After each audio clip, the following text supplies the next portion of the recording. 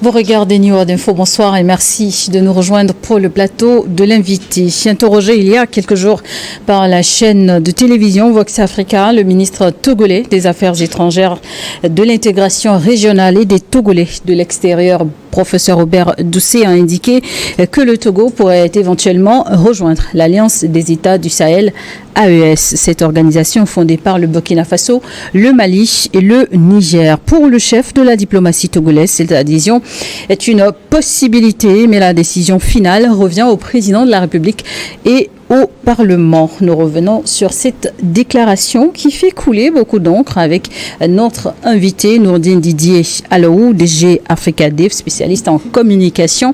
Merci d'avoir accepté notre invitation. C'est moi. Quelle interprétation faire en tant qu'sinon faites-vous en tant que spécialiste de la communication de ces déclarations du chef de la diplomatie togolaise? Je cite, c'est la décision du président de la République d'abord et c'est également la décision du Parlement togolais. Si le Parlement décide que le Togo puisse rejoindre l'AES, pourquoi le Togo ne le ferait-il pas? Pour vous, c'est un oui ou un non à la question de savoir si le Togo pourrait rejoindre l'AES? Je vous remercie. Il faut d'abord comprendre que cette déclaration du ministre des Affaires étrangères du Togo n'est pas surprenant dans la mesure où ça vient confirmer, n'est-ce pas, la conformité de la position qui a été le Togo depuis donc qu'il y a eu ces changements de régime ou de situation politique dans les pays de l'AES d'une part. Mais aussi, ça vient confirmer la position qu'a adopté le Togo vis-à-vis de cette crise et ça vient encore, et à un troisième pan, confirmer donc le dynamisme de la relation, des rapports diplomatiques que le Togo entretient désormais avec tous les pays et qui est une relation totalement décomplexée, ouverte, et qui sont axés sur l'intérêt commun, à savoir la paix et la stabilité dans la sous-région, axés également, orientés vers donc une prospérité et un progrès partagé. Donc je crois que cette posture du Togo est tout à fait légitime et c'est tout à fait compréhensible. Mais cela dénote aussi du level qu'est aujourd'hui la diplomatie du Togo. Mais quant à la question, à votre demande de répondre par oui ou par non, je pense que comme vous le savez, les pays n'ont pas d'amis. Les pays n'ont que des intérêts à protéger, et des missions. Si donc l'entrée du Togo dans l'AES peut apporter quelque chose de positif politiquement et économiquement, à la fois pour les pays, pour le Togo lui-même et sa population, et aussi pour les pays et les peuples de l'AES. Donc le Togo ne va pas s'embarrasser d'autres formes de procédures, de considérations pour pouvoir entrer donc dans l'AES. Et ceci est d'autant plus justifié que vous savez qu'aujourd'hui, le Togo prête sa façade maritime au pays de l'AES. Et puis, le Togo continue à travailler pour que la stabilité et la paix règnent, non seulement dans la sous-région, mais dans ces pays de l'AES. Justement, on s'en souvient de la posture constante du Togo depuis le premier coup d'État au Mali, puis dans les autres pays, les deux autres, dont le Burkina Faso et le Niger. Lomé a immédiatement privilégié la piste du dialogue. Quelle est l'évaluation de la diplomatie togolaise dans ce contexte, ou sinon, quels sont les acquis de ce dialogue mené par le Togo? Le travail qu'a fait le Togo auprès des pays de l'AES est couronné de succès. Le bilan est totalement positif. Dans la mesure où, à chaque fois qu'il y a eu des difficultés avec un de ces pays membres de l'AES, avec d'autres pays membres de l'AES, membres de la CEDEAO, pardonnez-moi, le Togo a toujours été là pour servir de pont, pour servir de porte-voix, et pour parler dans les oreilles les plus indiquées. vous rappelez-vous des 49 soldats ivoiriens. On était en 2023, je crois. Rappelez-vous aussi des 2 ou 3 soldats, toujours de la même Côte d'Ivoire, avec le Burkina Faso. Et rappelez-vous aussi que au lendemain du 26 juillet 2023, lorsqu'il y a eu ce changement de régime au Niger, et que la CEDEAO était prête à sortir l'armada militaire pour aller larguer des bombes sur le Niger et son peuple. Et vous vous rappelez que c'est le Togo qui est resté au sein donc de l'organisation et qui a pris le contre-pied diplomatiquement et qui a permis qu'aujourd'hui cette agression n'ait pas lieu. Et le même Togo qui est resté aux côtés donc du Niger et des peuples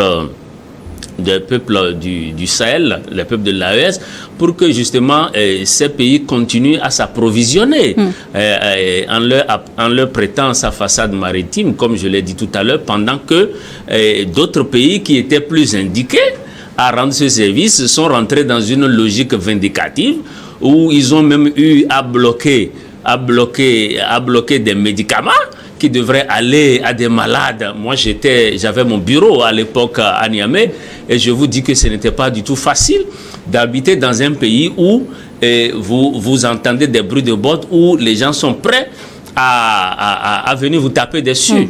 Et bizarrement, il s'agit des gens avec qui vous appartenez à la même communauté. C'était vraiment. Et justement, ces situations imposées. Donc, le Togo, à travers le leadership de son président et de son équipe gouvernementale, a quand même réussi à faire que la paix a continué à régner dans ces pays, dans notre sous-région, et tout ça, c'est à mettre à l'actif du Togo. Et ces 3 pays ont décidé de se retirer de la CEDEAO, qui regroupe au total 15 États, estimant que l'organisation sous-régionale est instrumentalisée par la France. Le temps passe et visiblement rien ne fait changer l'AES dans sa décision, même pas l'influence togolaise. Non, je ne pense pas que le rôle de Lomé était de les influencer d'une quelconque manière que ce soit. Le rôle qu'a joué le Togo était de veiller à ce qu'il y ait, à ce que la paix, la stabilité, et tout en affirmant, tout en leur permettant de continuer à affirmer leur souveraineté et l'esprit panafricaniste au sein donc de notre espace. Et le temps passe, c'est vrai, mais ces pays... Et il faut le rappeler, le Togo et le Sénégal sont mandatés donc par la CEDEAO comme médiateurs, n'est-ce pas, pour renégocier le retour ou sinon le non-départ de ces pays de l'organisation? Non, je pense que depuis le 28 janvier 2024, les 3 pays de l'AES ont affirmé clairement que la CEDEAO, c'est fini, ils sont partis. Bon, et ils ont même précisé que c'était avec effet immédiat. Bon, ça c'est dans les faits. Maintenant, dans la réalité, la CEDEAO a ses tests et a ses règlements que la CEDEAO essaye de tenter d'interpréter et de mettre en application. Mais sinon, les 3 pays de l'AES ont décidé, et avec effet immédiat, de partir. Et pour eux, la CEDEAO, c'est une histoire qui est passée derrière eux. Donc, ce n'est pas que l'objectif n'est pas que le Togo réussisse à les maintenir. À les maintenir. Et l'objectif du Togo, c'est de faire que le dialogue ne soit pas complètement rompu, qu'il y ait quand même un canal, un couloir de discussion pour régler certaines questions techniques. Et justement, les discussions vont se poser puisque le 26 janvier constitue donc la date butoir pour confirmer vis-à-vis de la CEDEAO le divorce avec les États de l'AES. Et à quelques jours de cette échéance, le Togo s'exprime, lui qui est l'un des médiateurs entre les 2 parties. Y a-t-il une explication à cela? Pourquoi c'est maintenant que le ministre togolais s'exprime donc sur la question? Oui, la date butoir du 26, et puis nous sommes aujourd'hui le 20. Je pense dans 6 jours. Dans 6 jours, je pense que le départ de ces pays de l'AES va être constaté et acté. Ainsi donc, c'est irréversible. Les pays de l'AES ne vont pas revenir en aucun cas. Et ce sera la fin de la mission des médiateurs? Non, pas la mission des médiateurs ne finit pas. Mais si le Togo prend la parole en ce moment précis, comment faudrait-il comprendre ça? Je crois que c'était ça votre question. C'est ma question, tout à fait. Mais c'est une manière pour le Togo de réaffirmer son soutien et sa disponibilité à continuer à œuvrer aux côtés des pays de l'AES pour les aider à continuer à maintenir leur pays stable. Et donc, les pays de l'AES étant stables, c'est aussi une stabilité dans notre sous-région. Et je pense que dans 6 jours, certainement, que le divorce sera constaté. Ainsi, le Togo est en train de dire aux partenaires de l'AES, bon, écoutez, même si la CEDEAO constate votre départ, nous continuerons à rester engagés. C'est une manière pour le pouvoir de Lomé de rester crédible vis-à-vis à la fois de la CEDEAO, qu'il a mandaté comme médiateur, et vis-à-vis également des pays de l'AES. Robert Dossé, le ministre des Affaires étrangères du Togo, estime que plus de 70% des Togolais seraient aujourd'hui favorables à une adhésion de notre pays à l'AES. Qu'est-ce qui, selon vous, expliquerait cette forte adhésion des Togolais à l'AES? Le professeur Robert Dossé, le ministre des Affaires étrangères du Togo, c'est un membre du gouvernement. Et un gouvernement a tous les moyens nécessaires pour faire un sondage et approfondir des enquêtes. Et nous, à Africadev, nous avons un volet sondage et enquête. Mais je peux vous affirmer que le chiffre avancé par le professeur n'est pas un chiffre qui est faux. Je trouve que ce chiffre est même modéré. Pourquoi? Parce qu'on sent... Modéré ou surréaliste? Non, pas surréaliste, je dis modéré. Parce que la ferveur et la confiance dans l'AES n'est pas seulement constatée au Togo. Quand vous avez vu au lendemain de la création des États, de l'Alliance des États et du Sahel, il n'y a pas que les Togolais. Il y a aussi d'autres peuples, d'autres communautés, des Ghanéens, des Nigérians, des Ivoiriens, des Béninois. Il y a beaucoup de peuples qui ont trouvé en l'AES une institution, une organisation qui est débarrassée de l'influence de l'extérieur. Et c'est tout ce qu'on demandait à la CEDEAO. Et donc là où la CEDEAO a échoué, beaucoup d'Africains pensent que l'AES peut réussir. Donc le Togo n'a fait que se conformer à l'écrasante volonté souverainiste des pays et des peuples africains. Je ne parle pas des dirigeants, mais des peuples africains. Les peuples africains veulent aujourd'hui d'organisations sous-régionales qu'ils ne sont pas infestés par l'étranger. Comme la CEDEAO s'est laissée faire phagocyter en quelque sorte par des puissances étrangères, notamment la CEDEAO. Donc, en restant aux côtés des pays de la CEDEAO et jusqu'à vouloir une adhésion, ce n'est que justice rendue à la volonté populaire africaine. Et c'est tout à fait conforme donc à l'opinion nationale sur place à Lomé. Mais pourquoi justement le président de la République et le Parlement ferait-il ce choix? Le Togo serait-il dans une situation d'inconfort aujourd'hui au sein de la CEDEAO? Sinon, qu'est-ce qui pousserait le pays à décider d'un départ éventuel d'une organisation dont le Togo a fait partie des membres fondateurs? Non, je ne crois pas que le Togo a affirmé qu'il quittait la CEDEAO. Je n'ai pas entendu ça, sauf si je n'ai pas prêté attention à l'interview du professeur Robert Dossé. Mais je ne pense pas que la question soit là. Il l'a dit. Non, c'est une interprétation de cette phrase. S'il fallait, je pense que le pays ne dirait pas non, ou sinon les dirigeants ne diraient pas non. Ce n'est pas dans l'avantage même de la CEDEAO que si le Togo adhère à l'AES de prendre des mesures contre le Togo ou de vouloir en quelque sorte l'exclure de l'organisation. Je ne pense pas que ça soit sage. La meilleure façon de faire, si le Togo exprime sa volonté à s'allier, à adhérer dans l'AES, il vaudrait mieux que la CEDEAO prenne acte, soutienne cela. Au moins, ça permettrait à la CEDEAO de garder un pont et d'avoir un interlocuteur qui lui permette de faire la jonction et d'harmoniser les points de vue. Vous savez, les défis qui se posent à la fois à l'AES et à la CEDEAO, mais il faut se voir de temps en temps pour parler parce que c'est des défis qui sont au-dessus de toute autre considération. Je pense que le Togo peut continuer à jouer ce rôle en y adhérant bien sûr à l'AES. Le Togo peut continuer à travailler à ce que il continue d'exister un pont entre les pays de l'AES et les pays de la CEDEAO. Sur d'autres plans, notamment sur le plan économique, le Togo reste un partenaire stratégique pour les États du Hinterland. Que répondrez-vous à ceux qui estiment que le Togo ne devrait pas envisager intégrer un jour l'AES parce que n'étant pas un pays du Sahel? Oui, même si géographiquement le Togo n'est pas un pays du Sahel, mais la distance entre le Togo et le Burkina, c'est combien de kilomètres? La distance entre le Togo, entre Lomé et Niamey, la distance entre Lomé et Bamako, si on était par exemple, si on avait travaillé à développer certains réseaux routiers, certains réseaux de transport, comme les trains à grande vitesse, vous pouvez habiter Lomé et aller travailler tranquillement.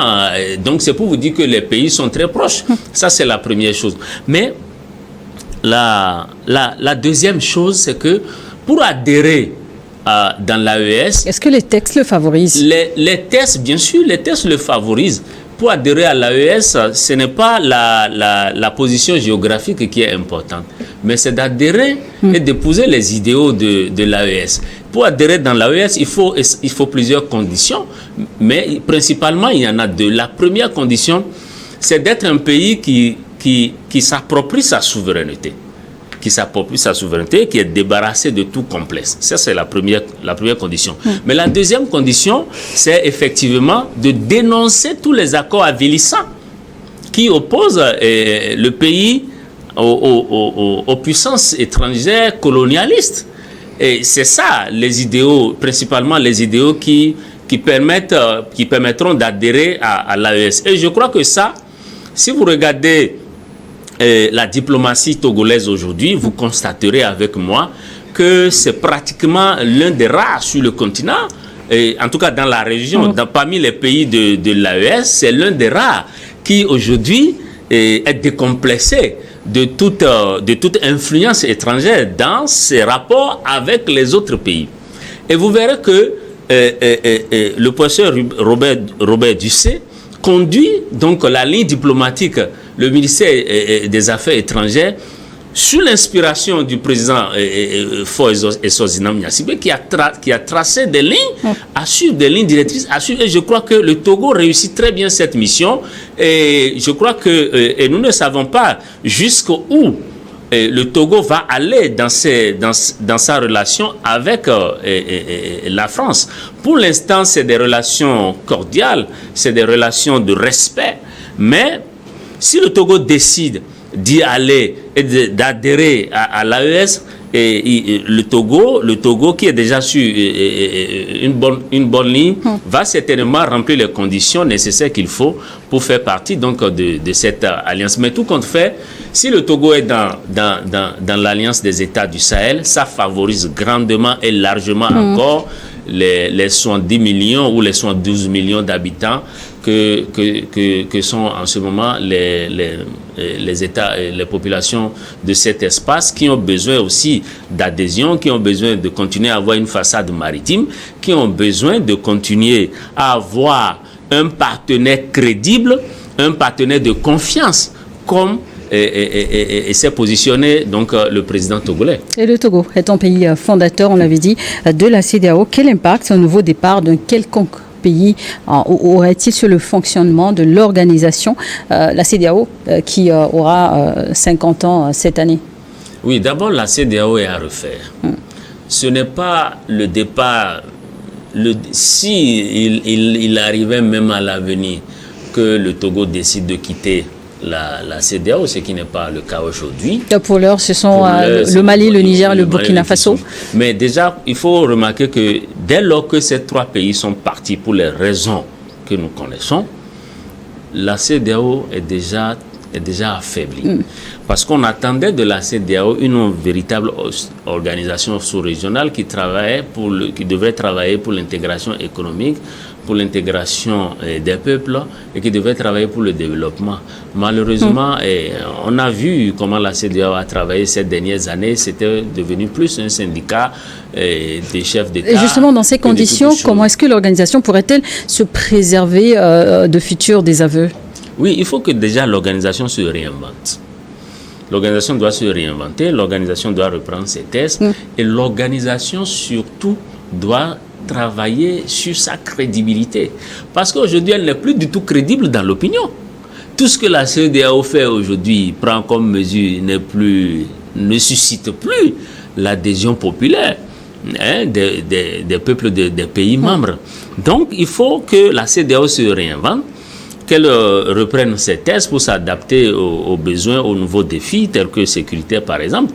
Parce qu'on ne comprend pas pourquoi durant ces années que les pays de l'AES, avant de devenir AES, pendant que ces pays étaient confrontés à ce défi sécuritaire, que la CEDEAO disposait même d'une force en attente, qu'elle n'a pas envoyée pour les aider à endiguer le terrorisme, mais dès lors qu'il y a eu un de leurs amis qui s'est retrouvé dans une situation inconfortable, que la CEDEAO monte sur ses grands chevaux et cherche à larguer des bombes sur un pays membre, ce qui n'est pas du tout conforme à ces thèses, ni à aucun règlement de la CEDEAO.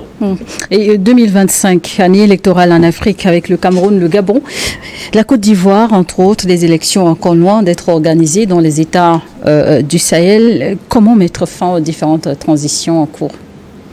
Oui, d'abord, il faut noter quelque chose. Les pays de l'AES ne sont pas en transition. Les pays de l'AES sont en refondation. Il y a une différence entre les deux thématiques. Contrairement à la Guinée, Guinée-Conakry et le Gabon, qui, eux, sont dans une logique de transition et doivent organiser les élections et remettre le pouvoir au civil au plus vite. Au niveau de l'AES, c'est un travail approfondi qui est en train d'être fait. C'est la refondation même des pays de l'AES dont il est question ici. C'est de rendre au peuple et aux nations leur fierté d'être un peuple débarrassé de toute autre injonction venant de quelque part que ce soit. Et c'est d'abord ça que j'aimerais apporter comme... 4 ans plus tard au Mali, par exemple, cette refondation, le train de la refondation a-t-il véritablement en marche d'après vous?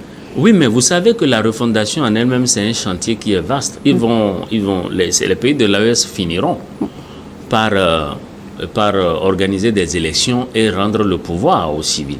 Mais est-ce que la menace sécuritaire est complètement éradiquée? Est-ce que la menace qui consiste aux grandes puissances de chercher à les contrôler et à les vider de leurs ressources, cette menace, elle est toujours présente. Donc c'est un travail qui nécessitera de la patience, de l'engagement, de la ténacité sur de longues années. Mais je voudrais préciser quand même que l'année électorale pour les pays francophones en 2025-26, les défis varient d'un pays à un autre, mais le contexte sécuritaire est le même. Ça veut dire quoi? Que les armées de chaque pays seront doublement sollicitées. D'abord, pour maintenir des pays stables qui peuvent accueillir l'exercice électoral et continuer en même temps à travailler à sécuriser les frontières et aussi continuer à travailler contre la menace terroriste. Donc, les armées de ces pays seront très sollicitées beaucoup plus, puisqu'il va s'agir, nous sommes dans une année électorale. Ça, c'est pour le contexte sécuritaire. Mais, comme je le disais, les enjeux ne sont vraiment pas les mêmes. Si vous prenez, par exemple, le Bénin, le président Talon ne peut plus se présenter. En 2026, en 2026, d'accord, oui, mais... Un an devant lui. Mais oui, il a un an devant lui. Et malgré tout, mais vous avez vu encore, il y a quelques jours, le point de presse animé par le porte-parole du gouvernement.